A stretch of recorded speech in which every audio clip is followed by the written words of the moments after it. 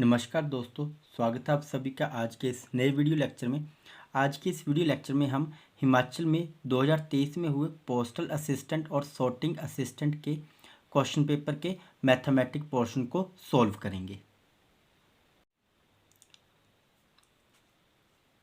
तो आइए शुरू करते हैं आज के इस वीडियो लेक्चर का क्वेश्चन नंबर 1। क्या दिया हुआ है यहाँ पे हमारे पास 7 + 5 - 2 multiply open bracket 7 + 89 open bracket close -94/2 plus open bracket 33/3 + 9 multiply 2 -7 open bracket close then divided bye 11। ना इस क्वेश्चन में हमारे पास एक से ज़्यादा मैथमेटिकल ऑपरेशन है, तो अब हम यहाँ पे हम बोर्डमास रूल अप्लाई करेंगे। तो बोर्डमास रूल क्या होता है? Bracket of division, multiplication, addition and then subtraction. तो सबसे पहले हम क्या करेंगे, यहाँ पे ब्रैकेट पोर्शन को ही सोल्व करेंगे। ये वाली ब्रैकेट और इस ब्रैकेट को सोल्व करेंगे। नाउ 7 + 5 - 2 इन दोनों को ऐड किया तो मल्टीप्लाई में क्या आ जाएगा? 9 + 7 16 1 8 + 1 9 96 माइनस ये 94 को हम डिवाइड कर सकते हैं। जब भी कभी 94/2 ऐसे लिखा हो तो इसका मतलब क्या होता है? डिवाइड करना। तो ब्रैकेट के बाद हम डिवाइड ही करते हैं, तो ये स्टेप यहीं से हो जाएगा। 2 1 द 2, 2 4 द 8, 2 7 द 14। तो माइनस में कितना आ गया हमारे पास? 47। तो इसको हम ब्रैकेट में लिखेंगे अभी तक, क्योंकि इसको फर्दर हमने मल्टीप्लाई करके नहीं लिखा। माइनस में कितना आ गया? 47 प्लस ओपन ब्रैकेट, ये 3 से कट जाएगा, कितना आ जाएगा यहाँ पे? 11 + 9 11 प्लस अब 9 × 2 है, डिवाइड हो गया। अब इन दोनों को मल्टीप्लाई करेंगे तो 9 2 कितने होते हैं? 9 2 होंगे हमारे पास 18 और माइनस में आ गया 7 और होल डिवाइड कितना आ गया हमारे पास? 11। नाउ अब इसको फर्दर सोल्व करेंगे तो 7 + 5 - 96 2 द 192 माइनस के 47 प्लस 11 + 18। अब ब्रैकेट के अंदर है तो सबसे पहले यहाँ पे दो ही साइन है यहाँ पे हमारे पास, एक एडिशन और देन सब्ट्रैक्शन। तो सबसे पहले इन दोनों को ऐड करेंगे, फिर 7 को यहाँ से हम क्या कर देंगे? सब्ट्रैक्ट कर देंगे। तो 11 + 18 कितने होते हैं? 11 + 18 हमारे पास होंगे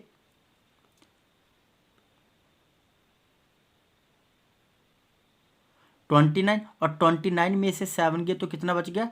22 और डिवाइड में कितना आ गया यहाँ पे हमारे पास? 11। नाउ अब यहाँ पे हमारे पास माइनस माइनस प्लस और यहाँ पे क्या है हमारे पास? डिवाइड।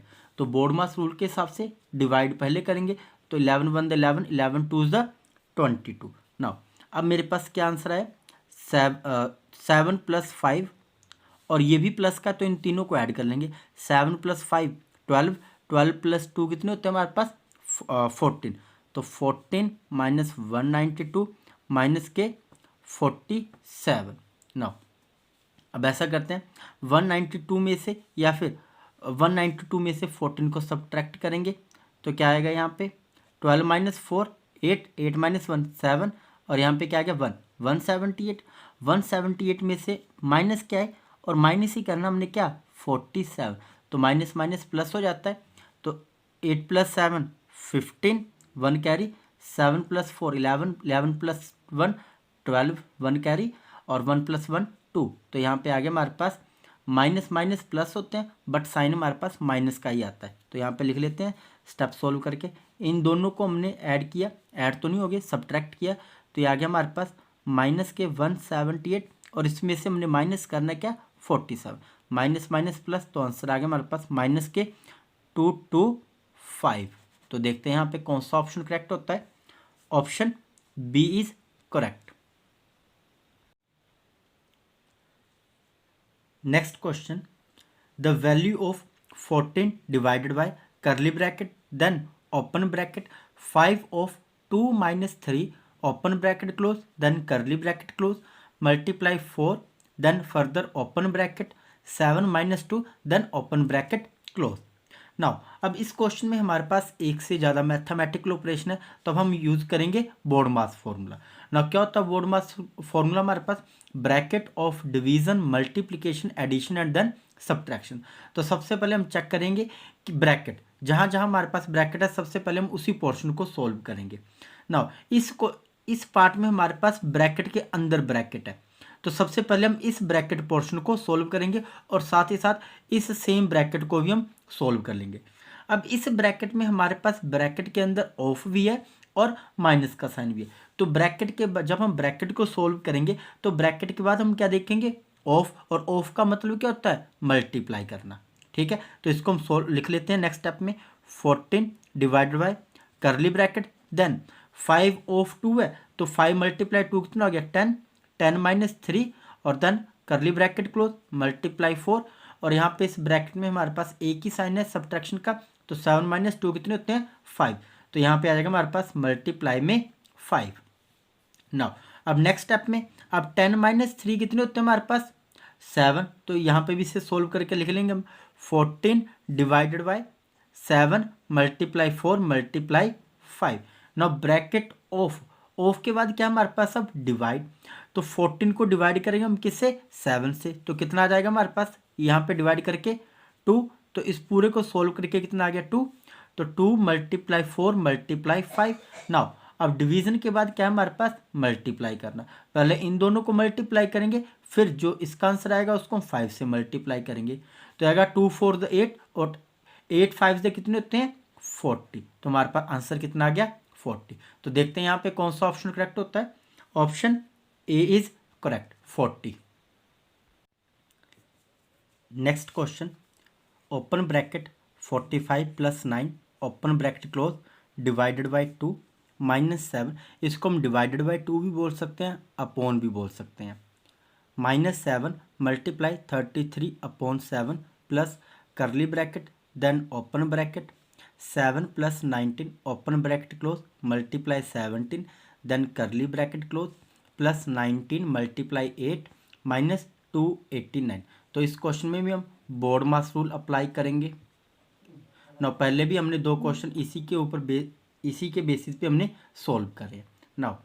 तो सबसे पहले हम क्या करेंगे, ब्रैकेट पोर्शन को सोल्व करेंगे, तो ये वाली ब्रैकेट, और अब यहाँ पे ब्रैकेट के अंदर ब्रैकेट है, तो सबसे पहले ये वाली ब्रैकेट, तो 45 प्लस 9 कितने होते हैं 54, तो आ गया 54/2 minus 7 multiply 33 over 7 plus curly bracket 7 plus 19 कितने होते हैं 26, तो ब्रैकेट में 26 multiply 17 then curly bracket close plus 19 multiply 8, इन दोनों को मैं मल्टीप्लाई कर सकता हूँ, और यहाँ पे भी जो डिवाइड के बाद तो मल्टीप्लाई का साइन होता है हमारे पास, तो ये भी 7 से यहाँ पे 7 कट जाएगा, और 19 को मल्टीप्लाई किया 8 से तो कितना होगा 152 माइनस 289।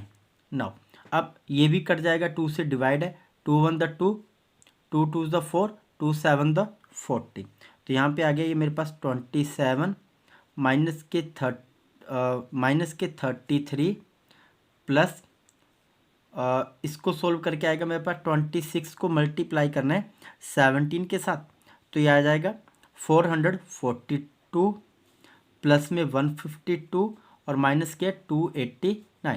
तो अब यहाँ पे हम क्या करेंगे, सबसे पहले जिनके बीच में प्लस का साइन है उनको हम ऐड करेंगे, अब जिसके आगे कोई साइन नहीं होगा वो भी क्या होगा प्लस का, तो प्लस के 27 प्लस के 442 प्लस के 152, इन तीनों को हमने ऐड कर लेना है। ओके, तो क्या आ जाएगा यहाँ पे ऐड कर लेते हैं, 442 प्लस 152 और plus 27 2 2 4 plus 7 11 1 1 carry 5 2 7 7 5 12 2 1 carry 4 plus 2 6 6 21, और अब ये माइनस के ये भी माइनस के, इन दोनों को ऐड करना पड़ेगा क्योंकि माइनस माइनस क्या होता है हमारे पास प्लस, तो माइनस के 289 और इसमें से माइनस करना हमने 33, तो माइनस माइनस प्लस हो जाएंगे बट साइन माइनस का ही रहेगा, 9 3 12 2 1 carry 8 plus 3 11 11 plus 1 12 1 carry 2 plus 1 3, तो माइनस के 322, तो माइनस करेंगे 322 तो क्या आ जाएगा 11 में से 2 गए कितने बच गए 9 और यहाँ पे क्या बचा 11 और यहाँ पे 11 में से 2 गए तो कितना बच गया यहाँ पे हमारे पास 9 और यहाँ पे क्या बचा मेरे पास 5 और 5 माइनस 3 कितने होते हैं 2। तो आंसर कितना आ गया 299। तो देखते हैं यहाँ पे कौन सा ऑप्शन करेक्ट होता है। Option A is correct 299। Next question, evaluate 60 is equal to x% of 400। यहाँ क्वेश्चन में तो हमें क्वेश्चन मार्क दिया हुआ है तो मैंने क्वेश्चन मार्क को x से रिप्लेस कर दिया। तो जो हम x की वैल्यू निकालेंगे वो ऑटोमेटिकली क्वेश्चन मार्क की ही वैल्यू होगी ना। 60 is equal to x%। Percent का मतलब क्या होता है हमारे पास, परसेंट इज इक्वल टू 1/100। तो यहाँ पे आएगा x/100 ऑफ का मतलब होता है मल्टीप्लाई और यहाँ पे आ गया 400। 20 से 20 कैंसिल। अब ये यहाँ पे क्या बचा 60 is equal to x multiply 4। ये 4 मल्टीप्लाई का है तो इधर आके क्या हो जाएगा हमारे पास डिवाइड। तो implies that 60/4 is equal to x। 4 1 द 4, 4 15 द 60। तो x की वैल्यू कितनी आ गई हमारे पास 15। तो देखते हैं यहाँ पे कौन सा ऑप्शन करेक्ट होता है। Option D is correct. Means x% of 400 is equal to 60 आ रहा है बट x की वैल्यू क्या है हमारे पास, तो वो कितनी आ गई हमारे पास 50। तो 15% ऑफ 400 किसके इक्वल होगा 60 के equal. Next question, evaluate 28% of 450 plus 45% of 280 is what. ना परसेंट का मतलब क्या होता है हमारे पास 1/100 और ऑफ का मतलब होता है यहाँ पे मल्टीप्लाई करना ना। अब वैल्यू पुट करते हैं तो 28% मीन्स 28/100 मल्टीप्लाई 450 प्लस 45% का मतलब 45/100 मल्टीप्लाई 280। नाउ कैंसिल आउट करेंगे, 0 से 0 कैंसिल, 5 से 5 2 ज़ 10, 5 9 ज़ 45, 2 से 2 1 द 2, 2 14 द 28। नाउ यहाँ पे भी कट जाएगा 0 से 0, 2 से 2 5 ज़ 10, 2 14 द 28, 5 1 द 5, 5 9 ज़ 45। नाउ अब 49 द कितने होते हैं 126 प्लस 49 द 126, 126 प्लस 126 इज इक्वल टू, तो याद आएगा हमारे पास ऐड करके इनको 252। तो देखते हैं यहाँ पे कौन सा ऑप्शन करेक्ट होता है। Option B is correct 252। Next question, the difference of two number is 20% of the larger number. If the smaller number is 20 then larger number is what. दो संख्याओं का अंतर बड़ी संख्या का 20% है।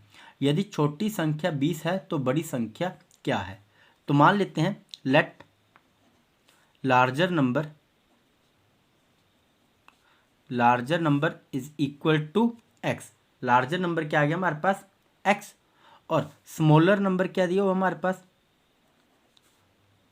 Smaller number is equal to 20। अब यहाँ पे बोला होगा कि the difference of two number means जो बड़ा नंबर और छोटा नंबर है x माइनस 20, इन दोनों का जो डिफरेंस है वो किसके इक्वल आ रहा है हमारे पास, बड़ी संख्या का 20% ऑफ लार्जर नंबर। तो लार्जर नंबर x है तो डिफरेंस आ रहा है 20% ऑफ लार्जर नंबर। तो लार्जर नंबर x तो मल्टीप्लाई में आ गया x। ना अब हम फर्दर इसे सोल्व करेंगे तो x minus 20 is equal to 20/100 multiply में x, ऑफ का मतलब मल्टीप्लाई, 21 द 20, 25 द 100। तो ये 5 उधर जाके क्या हो जाएगा मल्टीप्लाई, तो आ जाएगा 5 इंटू में x minus 20 is equal to x। Implies that multiply करेंगे अंदर ब्रैकेट के अंदर, 5 को मल्टीप्लाई किया x से तो 5x, 5 को फिर 20 से मल्टीप्लाई करेंगे तो आएगा माइनस का 100 इज इक्वल टू x। ना x को एक तरफ ले आऊँगा और जो नॉर्मल नंबर है उनको दूसरी तरफ। तो यहाँ पे आ जाएगा 5x, ये प्लस का x है इधर आके क्या हो जाएगा माइनस का x, और ये माइनस के 100 है तो राइट साइड जाके क्या हो जाएंगे प्लस के 100। 5x में से x गया, क्या बचा मेरे पास यहाँ पे 4x इज इक्वल टू 100। अब ये 4x के साथ यहाँ पे मल्टीप्लाई में तो राइट हैंड साइड जाके क्या हो जाएगा डिवाइड, तो आ जाएगा x इज इक्वल टू 100/4। अब 100 को डिवाइड करेंगे 4 से, 4 1 द 4, 4 25 द 100, तो x की वैल्यू कितनी आ गई हमारे पास, लार्जर नंबर कितना आ गया 25। तो देखते हैं यहाँ पे कौन सा ऑप्शन करेक्ट होता है। Option A is correct 25। तो लार्जर नंबर कितना आ गया हमारे पास 25। Next question, Amit buy 4 horses and 9 cows for rupees 13,400. If he sell the horse at 10% profit and the cow at 20% profit, then he earn a total profit of rupees 1,880. The cost of a horse is what? Amit ने 13,400 रुपये में 4 घोड़े और 9 गाय खरीदी। यदि वह घोड़े को 10% लाभ पर और गायों को 20% लाभ पर बेचता है तो उसे कुल 1,880 रुपये का लाभ होता है। एक घोड़े की लागत क्या है, ये हमने फाइंड करना है। तो मान लेते हैं let cost of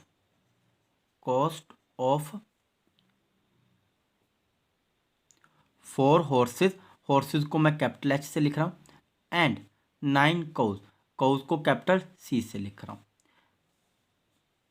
B X and Y।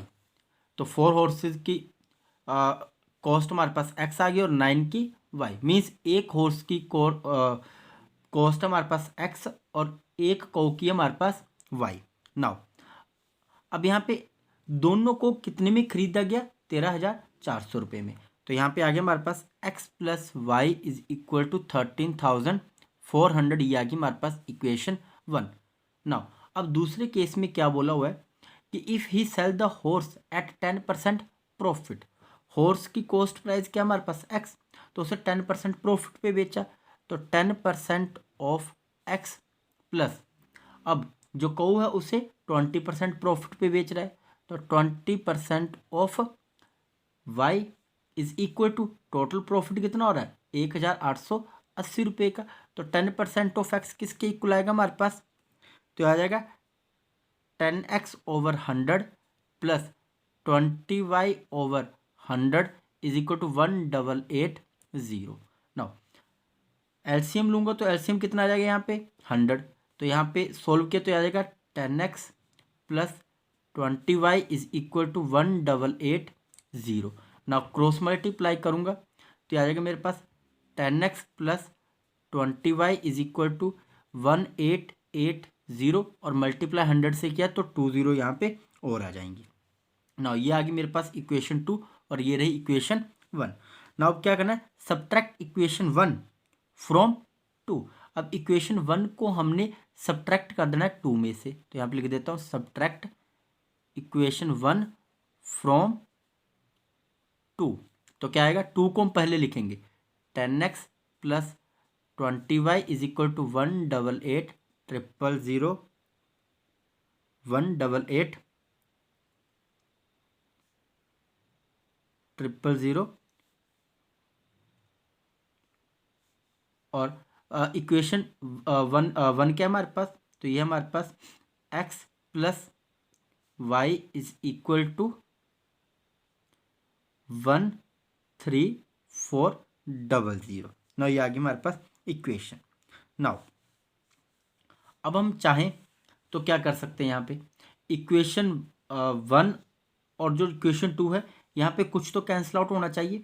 तो हम यहाँ पे ऐसा करते हैं कि जो हमारे पास इक्वेशन 2 है उसे 10 से मल्टीप्लाई भी कर देते हैं बोथ साइड। तो यहाँ पे लिखेंगे subtract equation 1 from 2 and multiply by 10 and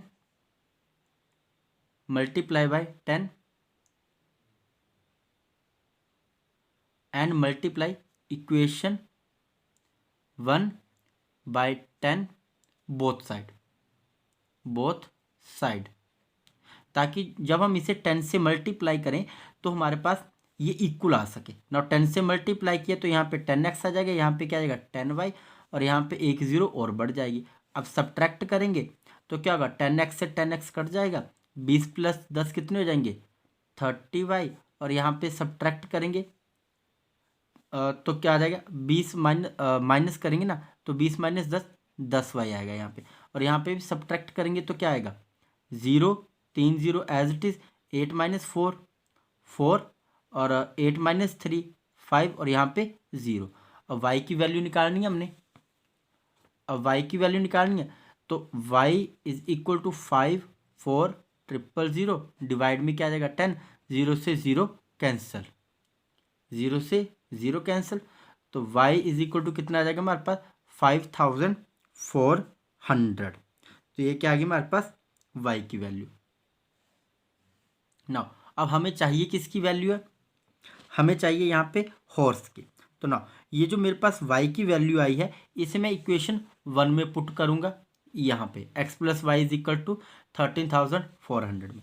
तो put y in equation 1, put y is equal to 5,400 in equation 1। तो ये आ जाएगा मेरे पास x plus 5,400 is equal to 13,400। तो x इज इक्वल टू 13,400 और ये प्लस के उधर जाके क्या आ जाएगा माइनस के 5,400। तो सब्ट्रैक्ट किया तो यहाँ पे आ जाएगा मेरे पास ये, तो ये आ जाएगा मेरे पास यहाँ पे सब्ट्रैक्ट करके 8,000, क्या आ जाएगा यहाँ पे सब्ट्रैक्ट करके 8,000 ना। तो ये मेरे पास क्या आ गई x की वैल्यू। नाउ अब जो हमारे पास यहाँ पे 4 हॉर्सेज कितने यहाँ पे 4, तो नाउ तो 4 हॉर्सेज इज इक्वल टू 8,000। तो 4 हॉर्सेज कितने के आ रहे हैं 8,000 के, तो यहाँ पे लिख लेते हैं 4 हॉर्सेज इज इक्वल टू 8,000। यहाँ पे यही बोला ना क्वेश्चन में कि 4 हॉर्सेज एंड 9 काउ कितने रुपए की आ रही हैं, 4 हॉर्सेज आ रहे हैं x रुपये के और 9 काउ कितने की आ रही हैं 22 रुपीज़ की। और जब दोनों को लिया गया तो ये आए 13,400 रुपये के। ना अब यहाँ पे हमारे पास x की वैल्यू आ गई, x क्या है हमारे पास यहाँ पे 4 हॉर्सेज की कॉस्ट प्राइस। ना अब हमें यहाँ पे क्या चाहिए एक हॉर्स का कॉस्ट प्राइस। तो ना तो यहाँ पे 4 horses is equal to this, now implies that 1 horse is equal to 8,000 divided by 4। तो यहाँ पे कितना आ गया हमारे पास 2,000। तो 1 हॉर्स का प्राइस कितना आ गया हमारे पास यहाँ पे इज इक्वल टू 2,000 रुपीज़। तो देखते हैं यहाँ पे कौन सा ऑप्शन करेक्ट होता है। Option B is correct 2,000 rupees. Question थोड़ा सा लेंथी है, अगर आप प्रैक्टिस करोगे 2-3 बार तो इजीली हो जाएगा ये।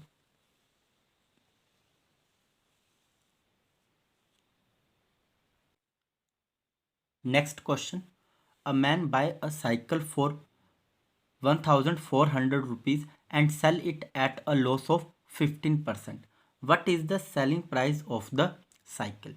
अब इस क्वेश्चन में हमें गिवन क्या दिया हुआ है बाय मीन्स कॉस्ट प्राइस। तो कॉस्ट प्राइस क्या है यहाँ पे साइकिल की 1,400 रुपीज़ और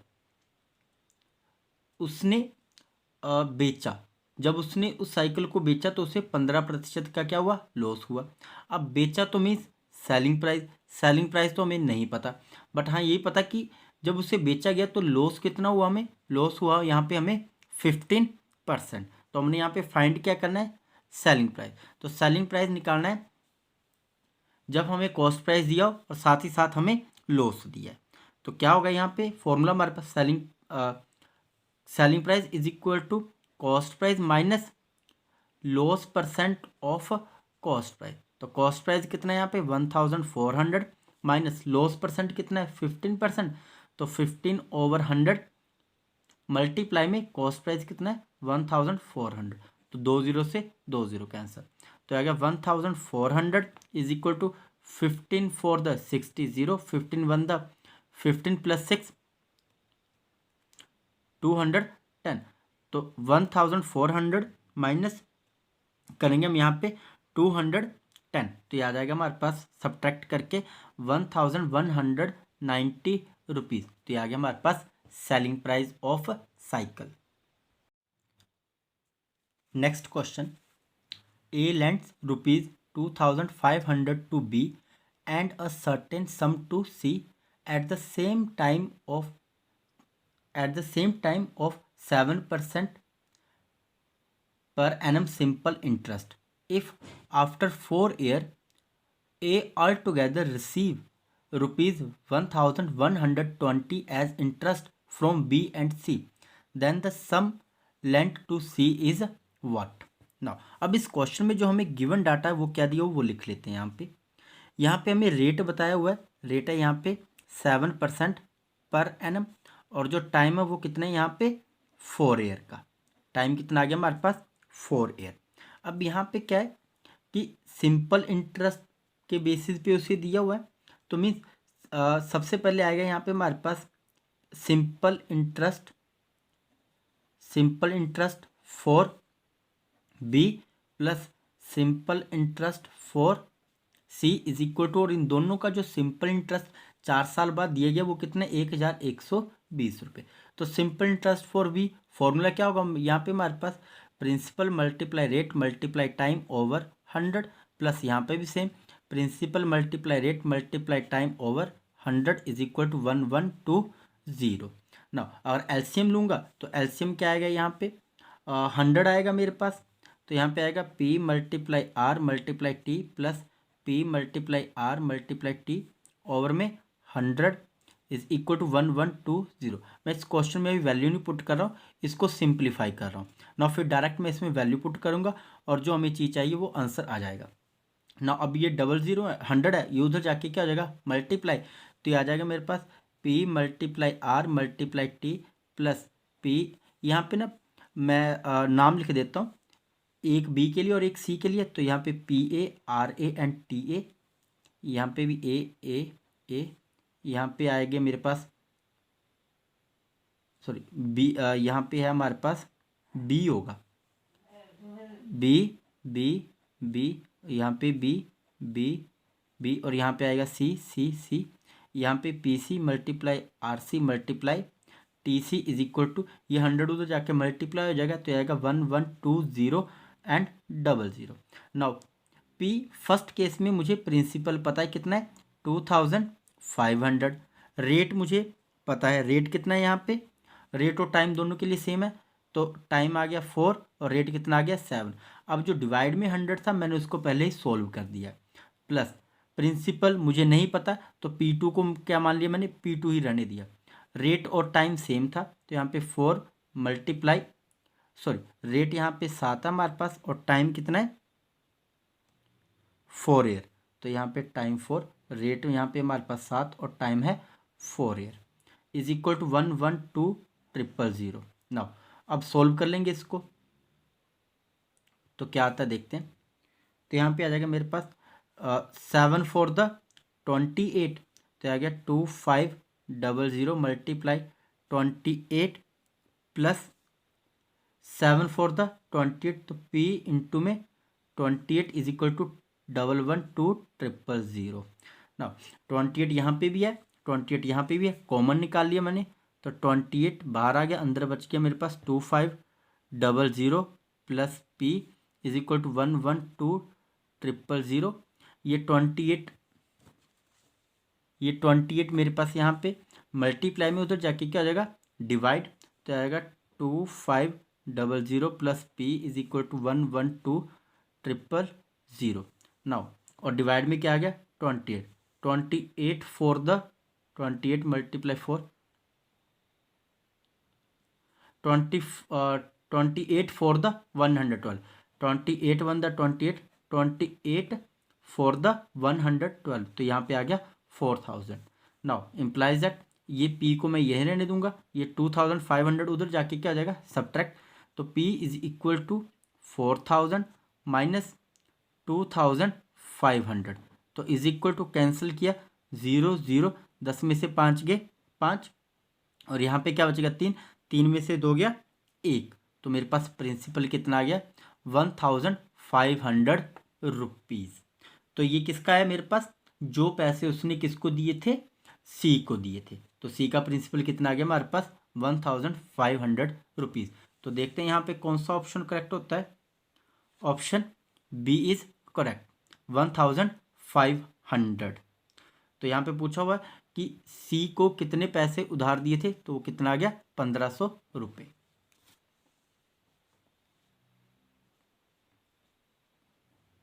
next question, a sum invested at 5% simple interest per annum grow to ₹504 in 4 years. The same amount at 10% simple interest per annum in 2.5 years will grow to dash. एक आदमी ने 5% प्रति वर्ष साधारण ब्याज पर निवेश किया जो 4 वर्षों में बढ़कर ₹504 हो गया। वही राशि 10% वार्षिक साधारण ब्याज पर 2.5 वर्ष में बढ़कर कितनी हो जाएगी, ये हमने फाइंड करना। अब इस क्वेश्चन में हमें गिवन क्या दिया हुआ है वो लिख लेते हैं। यहाँ पे हमें ये नहीं बताया हो कि कितने रुपए उसने इन्वेस्ट किए, तो प्रिंसिपल क्या आ गया मेरे पास यहाँ पे x rupees, comma rate of interest कितना है 5%, तो वो लिख दिया हमने। अमाउंट कितना हो रहा है यहाँ पे 504 रुपीज़, और टाइम कितना लग रहा है टोटल 4 ईयर ना। तो यहाँ पे हमारे पास प्रिंसिपल भी है और अमाउंट भी है, तो सिंपल इंटरेस्ट निकाल सकते हैं। सिंपल इंटरेस्ट निकालने का formula amount minus principal. Amount आ गया यहाँ पे 504 और प्रिंसिपल कितना है यहाँ पे x ना। अब फर्दर फिर से सिंपल इंटरेस्ट निकालने का दूसरा फॉर्मूला क्या है हमारे पास, simple interest is equal to principal multiply rate multiply time over 100 implies value यहाँ पे पुट करेंगे। सिंपल इंटरेस्ट की वैल्यू क्या आ गई 504 minus x is equal to principal कितना है x, रेट कितना है 5%, तो 5/100, और टाइम कितना है 4 ईयर।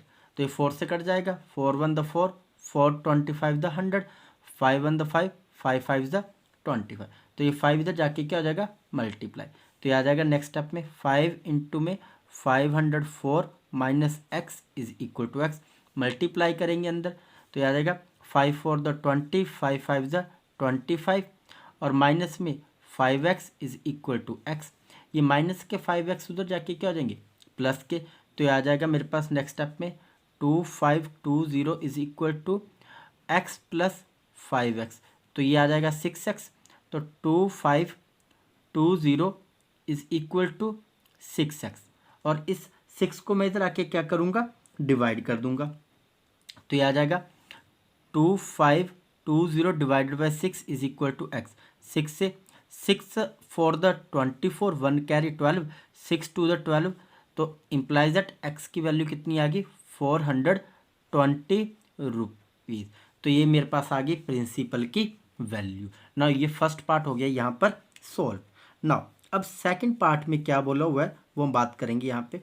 अब सेकंड पार्ट में यहाँ पे बोला हुआ है कि जो रेट है वो कितना हो जाएगा हमारे पास 10%।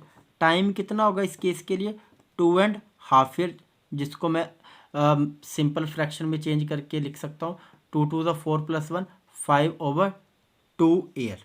ओके ना। और प्रिंसिपल कितना आ गया यहाँ पे हमारे पास, प्रिंसिपल आ गया यहाँ पे 420 रुपीज़। तो हमने यहाँ पे फाइंड क्या करना है, अमाउंट हमने फाइंड करना है। ओके ना।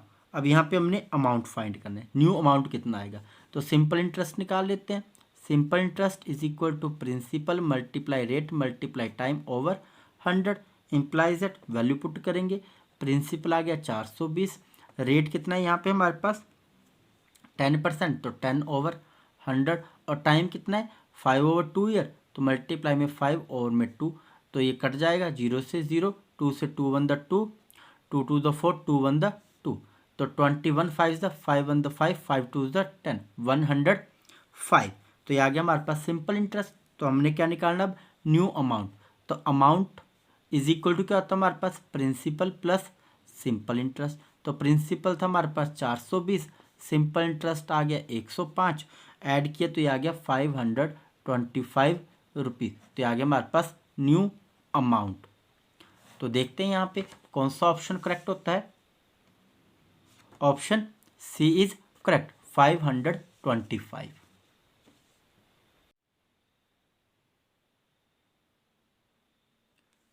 Next question, the average weight of 3 person इज 65 kg.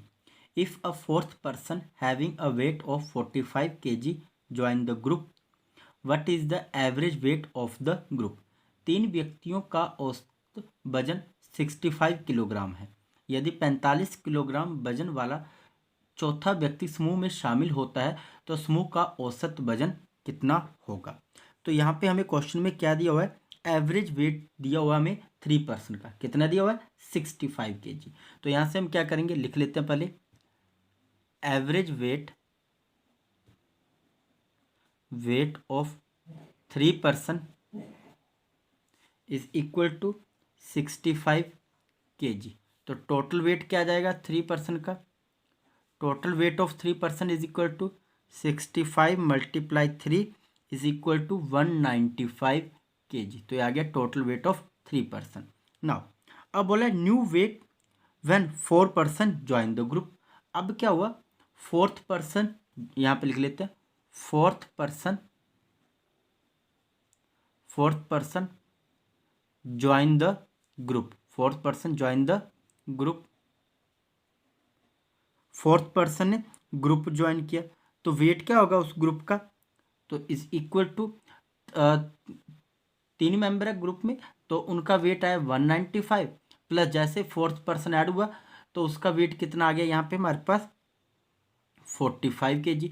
तो टोटल वेट कितना हो गया, तो ये आ गया 240 kg। नाउ अब ग्रुप में कितने पर्सन हो गए टोटल 4। नाउ अब हमने क्या फाइंड करना है, average weight of group, new group, average weight of new group, क्योंकि अब पहले तो 3 थे मेंबर ग्रुप में, अब एक बढ़ गया तो कितने हो गए 4। तो average weight of new group निकालना है, तो यहाँ पे क्या आएगा total weight of all person, तो कितना आ गया यहाँ पे हमारे पास 240 divided by total number of person कितने हैं 4, तो 4 1 द 4, 4 6 द 24, 0। तो average weight of new group कितना आ गया हमारे पास 60 kg। तो देखते हैं यहाँ पे कौन सा ऑप्शन करेक्ट होता है, option D is correct 60 kg। Next question, the average of 10 number is 23। If each number is increased by 4 what will be the new average be. 10 संख्याओं का औसत 23 है, यदि प्रत्येक संख्या में 4 की वृद्धि की जाए तो नया औसत क्या होगा। अब यहाँ पे जो हमें गिवन डाटा दिया हुआ है उसे हम लिख लेते हैं, क्या बताया हुआ है, average of 10 number is equal to कितना है 23। तो टोटल क्या आ जाएगा 10 नंबर का, टोटल या फिर sum of 10 number is equal to 23 multiply 10 is equal to 230। Now अब नेक्स्ट लाइन में क्या बताया हुआ है, if each number is increased by 10, तो यहाँ पे लिख लेते हैं when every number increased by 4। तो यहाँ पे हमारे पास टोटल इंक्रीज कितना होगा, फिर वो लिख लेते हैं total increase is equal to 10 number है, तो total increase 10 multiply 4 is equal to 40। तो टोटल इंक्रीज कितना हो गया 40। अब न्यू सम क्या आएगा हमारे पास वो लिख लेते हैं, new sum is equal to sum of 10 number plus total increase, तो ये आ गया 230 plus 40 is equal to 270। Now अब हमने क्या निकालना है यहाँ पे एवरेज, तो न्यू एवरेज क्या आ जाएगी, new average is equal to sum of all data divided by total number of data.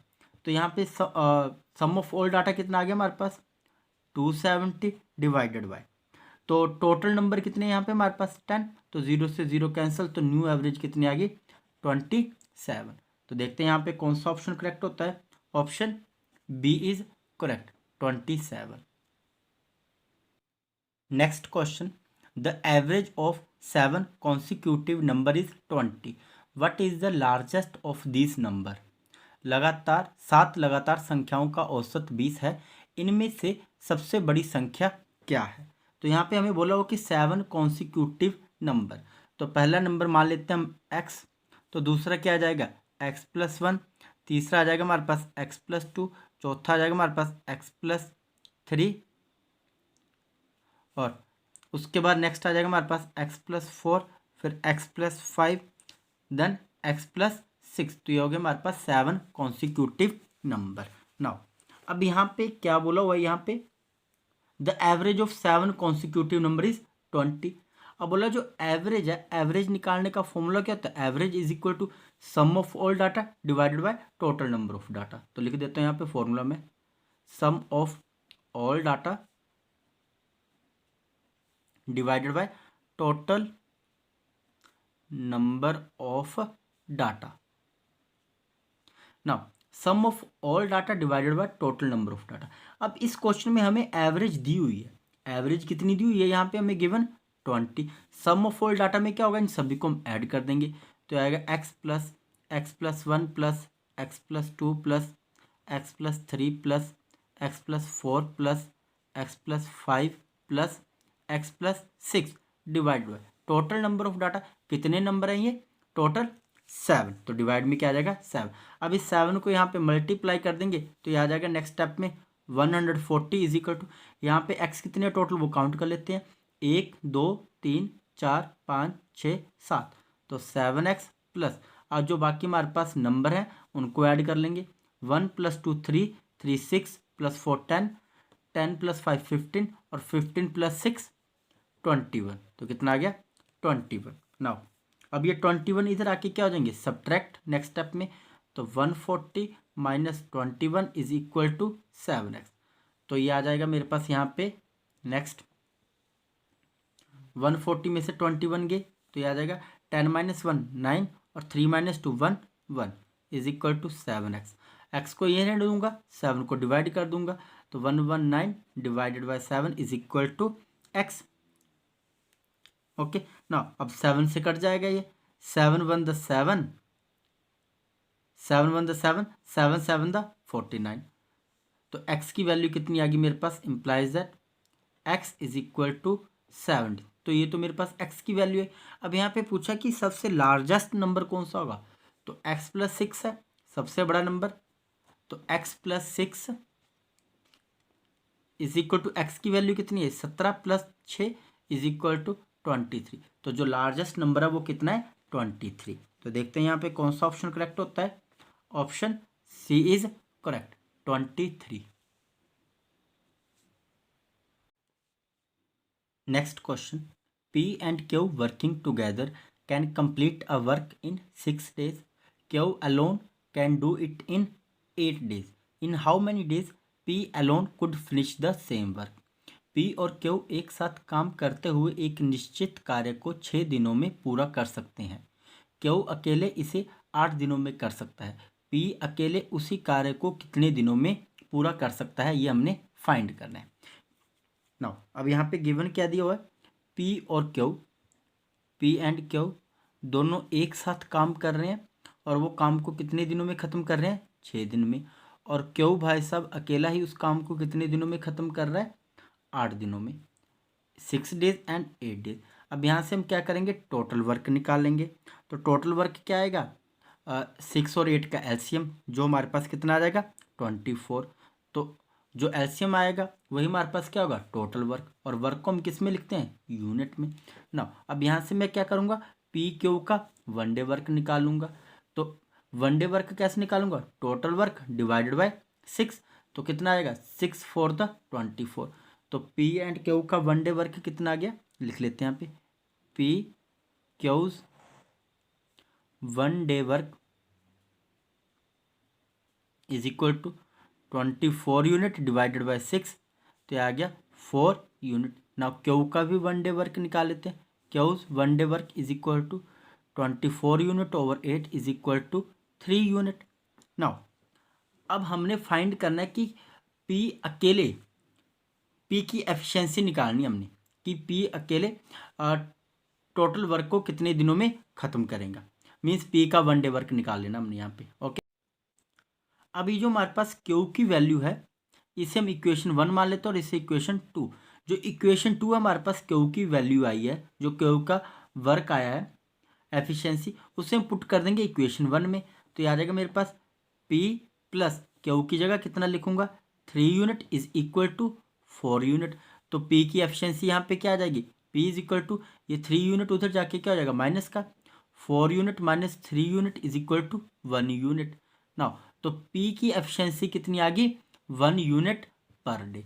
ना अब हमने क्या फाइंड करना है कि पी अकेला टोटल वर्क को कितने दिनों में ख़त्म कर सकता है ना, ये हमने फाइंड करना है। तो लिख लेते हैं यहाँ पे time taken by P alone to complete 24 unit work. तो यहाँ पे हमने क्या निकालना है, time taken by P alone. तो क्या आ जाएगा हमारे पास, यहाँ पे फॉर्मूला क्या होगा, टोटल वर्क।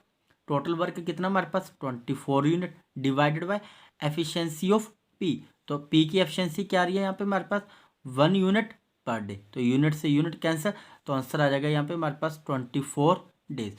तो पी अकेले 24 यूनिट को 24 डेज में ख़त्म करेगा। तो देखते हैं यहाँ पे कौन सा ऑप्शन करेक्ट होता है।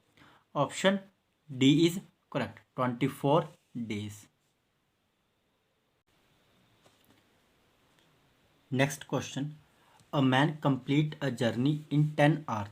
ही travel first half of the journey at the rate of 21 kilometre per hour and second half at the rate of 24 kilometre per hour. Find the total journey in kilometre. एक आदमी 10 घंटे में एक यात्रा पूरी करता है। वह यात्रा का पहला भाग 21 किलोमीटर प्रति घंटा की गति से और दूसरा भाग 24 किलोमीटर प्रति घंटा की गति से तय करता है। कुल यात्रा किलोमीटर में ज्ञात करें। तो यहाँ पे हमें गिवन क्या दिया हुआ है, टोटल टाइम हमें यहाँ पे दिया हुआ है। टोटल टाइम कितना दिया हुआ है यहाँ पे 10 आवर। तो जो दिया हुआ है उसे हम यहाँ पे लिख लेते हैं, total time is equal to 10 hour. तो यहाँ पे हमें डिस्टेंस नहीं दिया हुआ है, तो मान लेते हैं let total distance is equal to x kilometre. Total distance कितना आ गया हमारे पास, एक्स किलोमीटर। नाउ अब यहाँ पे हमें क्या बताया हुआ है कि he travel first half of the journey at the rate of 21 kilometre per hour. Means जो हाफ डिस्टेंस है उसने वो किस स्पीड से तय किया, 21 किलोमीटर पर आवर की स्पीड से। तो यहाँ पे हमारे पास T1 कितना आ गया, time is equal to distance over speed. यहाँ पे भी time T2 is equal to distance over speed. Distance यहाँ पे कितना है x/2 और स्पीड कितनी आई यहाँ पे हमारे पास, डिस्टेंस आ गया किलोमीटर में और स्पीड आई यहाँ पे हमारे पास स्पीड है यहाँ पे हमारे पास 21 किलोमीटर पर आवर। तो किलोमीटर से किलोमीटर कट जाएगा, तो यहाँ पे आ गया हमारे पास T1 is equal to 2x over 21 x over 42 x over 42 hour. तो ये आ गया हमारे पास T1 is equal to x over 42 hour. क्यों आया यहाँ पे ऐसे, x/2 डिवाइडेड बाय 21। तो ये फ्रैक्शन x/2 है, ये 2 नीचे 21 से क्या हो जाना मल्टीप्लाई, तो 42 आ गया। ऐसे में यहाँ पे T2 की वैल्यू निकाल लेंगे। तो यहाँ पे क्या आएगा, डिस्टेंस x/2 ओवर स्पीड कितनी है यहाँ पे 24 किलोमीटर पर आवर। तो किलोमीटर से किलोमीटर कैंसिल, तो T2 कितना आ जाएगा x ओवर 48 आर। तो ये आ गया हमारे पास T2। ना अब टोटल टाइम क्या हमारे पास, T1 plus T2 is equal to 10 hour. Now value put कर देते हैं यहाँ पे। T1 कितना है मेरे पास यहाँ पे x ओवर 42 प्लस T2 आ गया यहाँ पे x ओवर 48 और r को मैं यहाँ पे कॉमन ले लेता हूँ बाहर, is equal to 10 hour. Hour से आर कैंसिल हो जाएगा, तो 42 और 48 का मैंने यहाँ पे लेना है एलसीएम। 2 से 2 टू द 4, 2 1 द 2, 2 टू द 4, 2 4 दैट, फिर 2 से जाएगा 21 12, फिर 2 से 21 6, फिर 2 से जाएगा 21 3, अब 3 से जाएगा 3 7 द 3 1, अब 2 टू द 4 टू द 8 टू द 16, 16 3 द 48, 48 7 the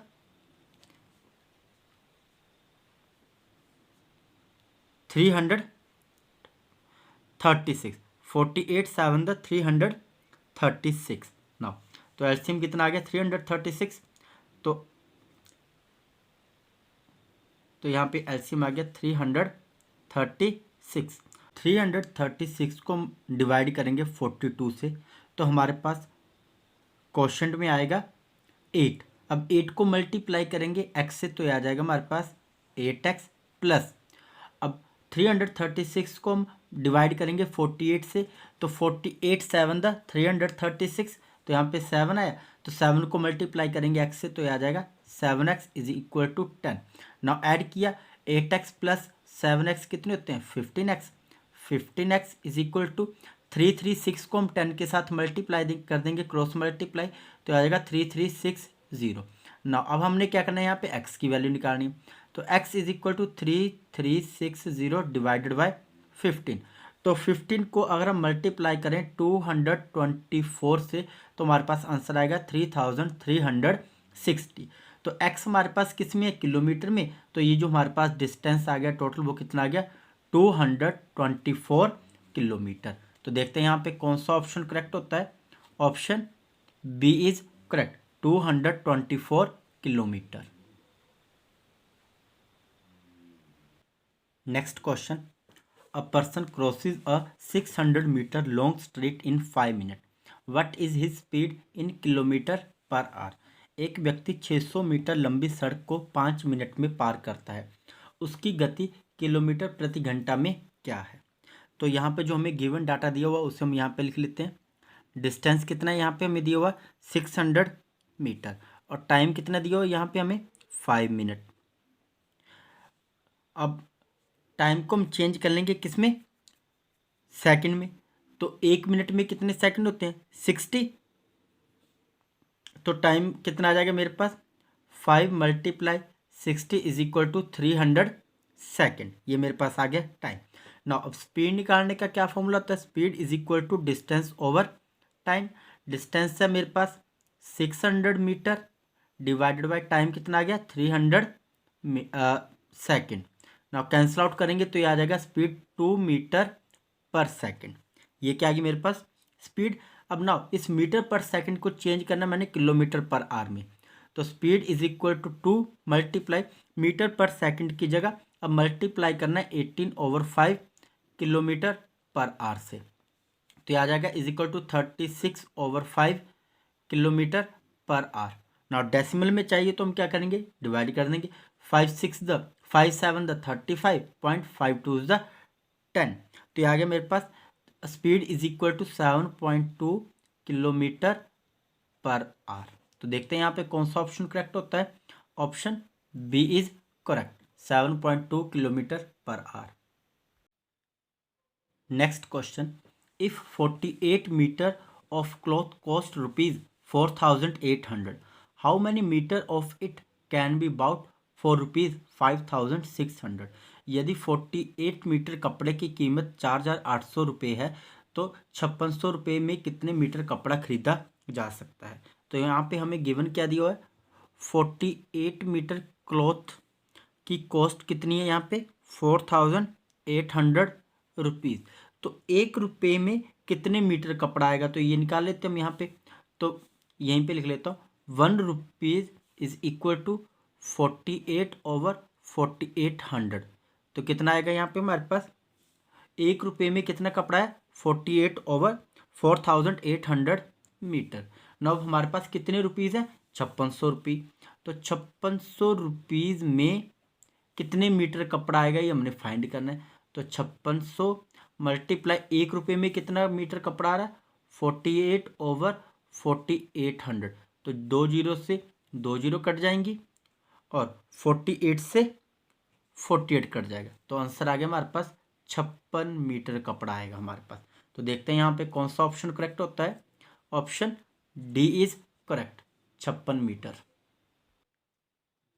next question, if 45 metre of a uniform rod weight 171 kg, then what will be the weight of 12 metre of the same rod. यदि एक समान 45 मीटर सड़क का वजन 171 किलोग्राम है, तो उसी छड़ के 12 मीटर का वजन कितना होगा। तो यहाँ पे हमें क्या बताया हुआ है, 45 मीटर रोड का जो वेट है वो कितना है, 171 kg ना। तो यहाँ पे हम निकाल लेंगे कि 1 मीटर का जो हमारे पास वही सेम रोड है उसमें 1 मीटर में कितना वेट आ रहा है। तो निकाल लेते हैं यहाँ पे, 1 metre is equal to 171/45 kg, इतना वेट आ रहा है 1 मीटर का। अब हमसे क्या पूछा होगा, 12 मीटर में कितना वेट आएगा। तो 12 metre is equal to 12 multiply 1 metre में कितना वेट आ रहा है, 171/45 kg ना। तो यहाँ पे हम क्या करेंगे, इसे कैंसिल आउट करेंगे तो हमारे पास आंसर आएगा डेसिमल में 45.6 kg। तो ये आ गया 12 मीटर यूनिफॉर्म रोड का वेट कितना होगा, 45.6 kg। तो देखते हैं यहाँ पे कौन सा ऑप्शन करेक्ट होता है। Option D is correct. Next question, if cost of 24 oranges is ₹72, then find out the cost of 120 oranges. यदि 24 संतरे की कीमत 72 रुपीज़ है तो 120 संतरे की कीमत क्या होगी। तो यहाँ पे लिख लेते हैं 24 ऑरेंजेस इज इक्वल टू कितने रुपए के आ रहे हैं, 72 रुपीज़ के। तो 1 ऑरेंज कितने रुपीज़ का आएगा वो निकाल लेते हैं। 1 orange is equal to 72 divided by 24। तो ये आ गया हमारे पास कैंसिल आउट करके 24 1 द 24, 24 3 द 72। तो 1 ऑरेंज आ रहा है 3 रुपीज़ का। तो हमसे यहाँ पे पूछा कि 120 ऑरेंज कितने आएंगे। तो 120 oranges is equal to 120 multiply एक ऑरेंज की कॉस्ट कितनी है, 3 रुपये। तो ये आएंगे हमारे पास 360 रुपये के। तो 120 ऑरेंजेस कितने रुपए के आएंगे, 360 रुपये के। तो देखते हैं यहाँ पे कौन सा ऑप्शन करेक्ट होता है। Option B is correct, 360 rupees.